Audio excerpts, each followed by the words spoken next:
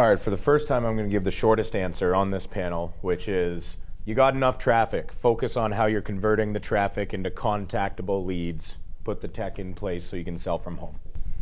I'm going to be a little bit longer, but not much longer. I've seen... Dan was doing his mic drop, by the way. Yeah, sorry about that. I think with marketing efforts, again, it's making sure that you reach out the right way to the consumer. And I've been a big proponent of cause marketing for years and years. And I think giving back to the community and doing the right things within your market garners you so much more traction in the marketplace.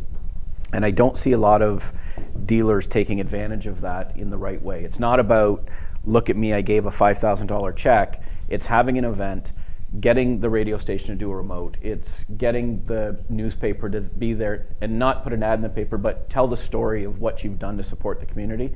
I think people are worn out. I think consumers have had a very tough year. People have lost their jobs. Our unemployment's never been as high as it is right now, and some of those jobs may never come back. And so, things that you can do within the community to show that you do care and that you are community driven are really going to help dealers in 2021, and that's one area where I think they should explore opportunities. Well, Jason, the marketing guy, what are your thoughts? My operations manager is going to hate me for saying this.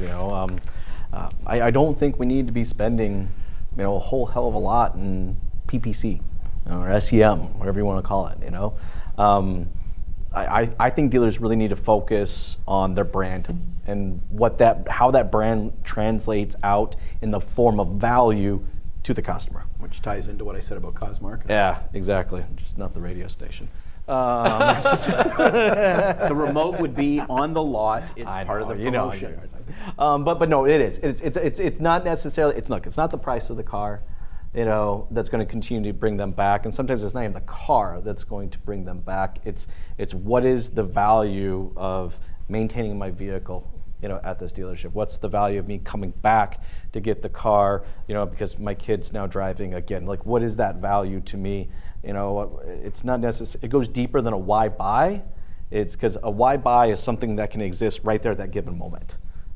This is brand. This is something that's got value, and over the course of a long period of time that drives me back to the dealership a time and time again. What do you think, John?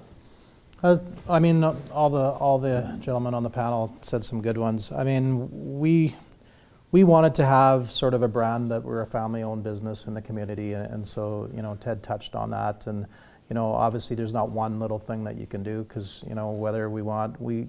if someone's looking for a vehicle or looking for tires, our goal was always to be maybe one of the top 3 that they thought of. And so how are we going to do that? Well, we know we got to do some community stuff. We know we got to, maybe we're going to be a little bit on TV, maybe we're going to be a little bit on the social media, and making sure that we have good technology. And then the other one is just the AI stuff, knowing like so many dealers don't know how to look at data and actually do something with it, right? So that's something that I don't think I've been very good at, is actually, I have lots of data, but knowing the behaviors of my customer base and knowing how to go about targeting them and giving them and doing that stuff. So I said, embracing the technology and knowing what you can do with the DMSs and all the stuff we already have, and actually maximizing those is probably going to be a big one for dealers, because they already have a lot of the data. Like, this person comes in your service department 3 or 4 times a year, this person buys a car every 2 years, but do you actually know how the data works and how to go about it? So that would be a big one for us.